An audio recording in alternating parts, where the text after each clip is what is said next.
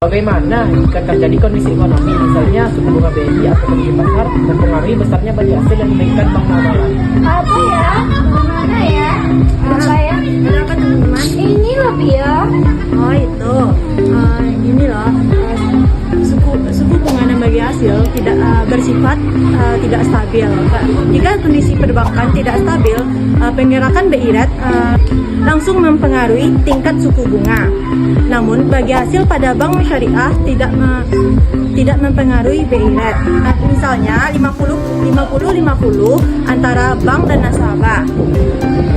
Secara konsepnya, mekanisme bagi hasil memang bebas dari pengaruh BI rate.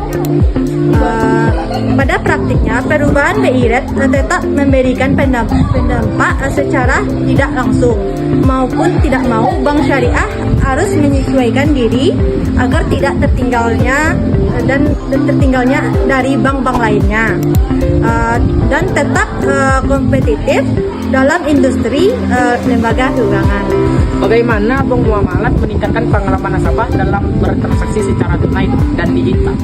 Baik, saya akan menjelaskan bagaimana sih transaksi non tunai secara di bank muamalat. Bank muamalat itu mempunyai layanan kayak e-banking dan CMS dan Madinah. Transaksi di bank muamalat itu mudah, canggih, dan banyak menggunakan transaksi digital. Dan transaksi bisa secara langsung ke CS. Bagaimana penerapan bagi hasil dalam produk penghimpunan dan penyaluran dana di bank muamalat?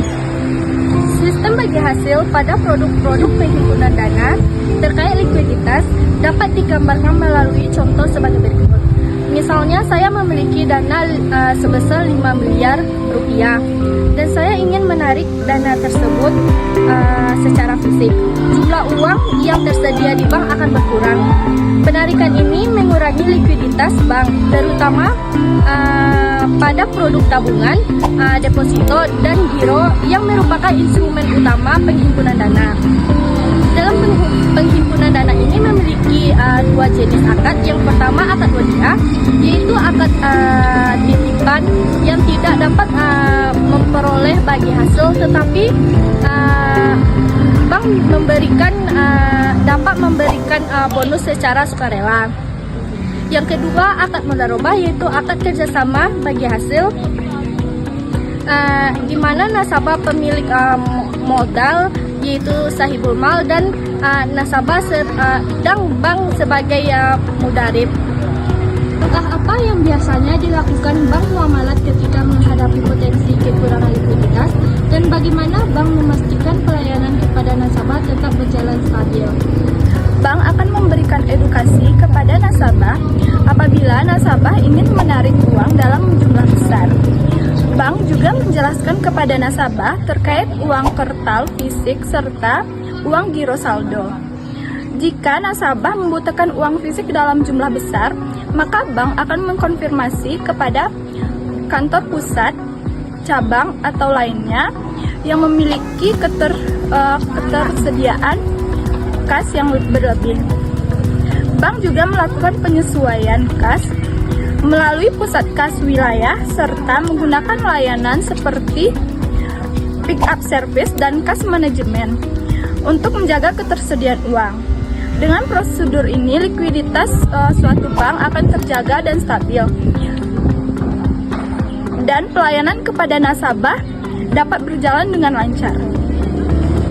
Bang, mau tanya nih, Iya kak, nanya apa tuh? bagaimana sih strategi bank muamalat dalam menjaga likuiditas dan kepercayaan nasabah? Oh begini kak, cara menjaga likuiditas bank dapat dilakukan dengan memastikan ketersediaan dana yang cukup untuk memenuhi kebutuhan nasabah setiap saat.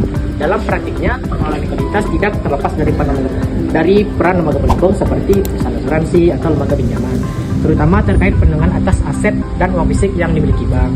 Selain itu, bank juga menjaga likuiditas melalui pengelolaan kas harian, pengaturan posisi dana atau cash flow management, pemanfaatan instrumen pasar uang syariah, serta koordinasi antara kantor cabang dan kantor pusat agar kebutuhan dana dapat terpenuhi secara cepat dan tepat. Itu kak. Oh gitu bang, sekarang saya lebih paham. Terima kasih bang. Ya kak, sama. Kenapa sih bank muamalat memberikan bonus kepada nasabah tabungan wadiah? Apakah pemberian bonus tersebut dapat dikategorikan sebagai riba jika diberikan secara rutin dan dijanjikan sebelumnya.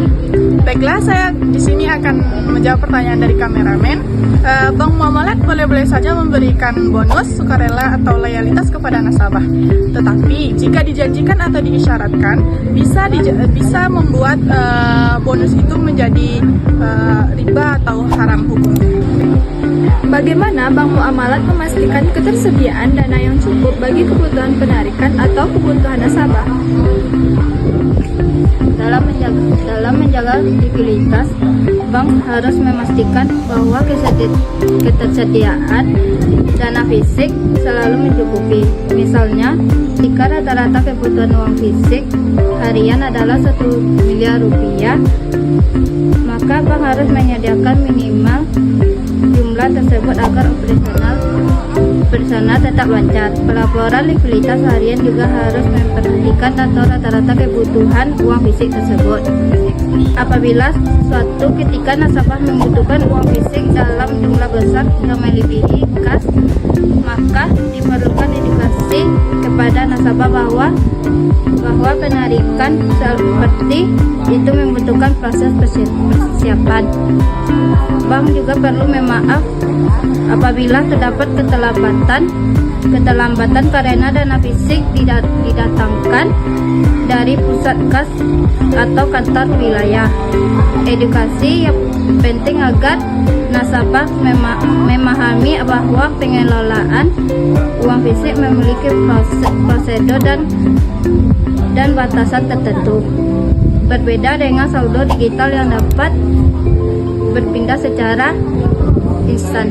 Bagaimana sih Bank Muamalat menentukan pendapatan bagi hasil dan ujroh pada masing-masing produk, dan bagaimana sih Bank Muamalat memisahkan pendapatan bagi hasil dan ujroh pada operasionalnya? Nah, pendapatan bagi hasil itu diperoleh bukanlah berdasarkan BI rate, tetapi pendapatan bagi hasil atau keuntungan diperoleh atas pandangan Alma dan Alko. Nah, menurut pandangan Alma dan Alko, karakteristik nasabah syariah terbagi menjadi beberapa tipe, yaitu yang pertama religi oriented, yaitu nasabah yang memilih bank syariah karena adanya dorongan prinsip-prinsip syariah atau agama dan nilai-nilai syariah. Lalu yang kedua, loyal oriented, nasabah yang memilih bank syariah karena adanya kepercayaan terhadap bank syariah.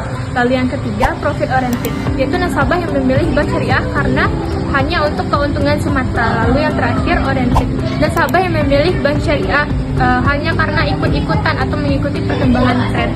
Lalu apa sih perbedaan antara bagi hasil dan ujroh? Nah, bagi hasil dan ujroh sendiri perbedaannya dapat dilihat dari sifat dan landasan transaksinya. Bagi hasil itu merupakan keuntungan yang diperoleh oleh bank nasabah atas usaha yang dilakukan oleh bank nasabah berdasarkan dengan nisbah atau kesepakatan pada awal akad. Akadnya dapat berupa akad mudharabah atau musyarakah. Nah, sedangkan ujroh sendiri merupakan kebalikan dari bagi hasil. Ujroh merupakan pendapatan yang diperoleh atas jasa atau layanan yang diberikan oleh pihak bank kepada nasabah. Nah, ujroh dapat diperoleh dari pendapatan administrasi, pendapatan atas transaksi-transaksi antar bank, lalu pendapatan atas pengelolaan kartu, dan pendapatan atas jasa atau layanan lainnya yang diberikan oleh bank kepada nasabah. Nah, ujroh tidak terkait dengan keuntungan usaha, tetapi ujroh murni atas layanan atau jasa yang diberikan oleh pihak bank kepada nasabah. Mau nanya dong, mengapa manajemen likuiditas penting bagi kelangsungan operasional bank syariah? Karena berkaitan langsung dengan kemampuan bank sehingga memenuhi kebutuhan nasabah. Apabila dikelola dengan baik, maka ketersediaan dana bank terjamin sehingga bank dapat memenuhi semua kewajiban dengan tepat waktu. Oh, begitu.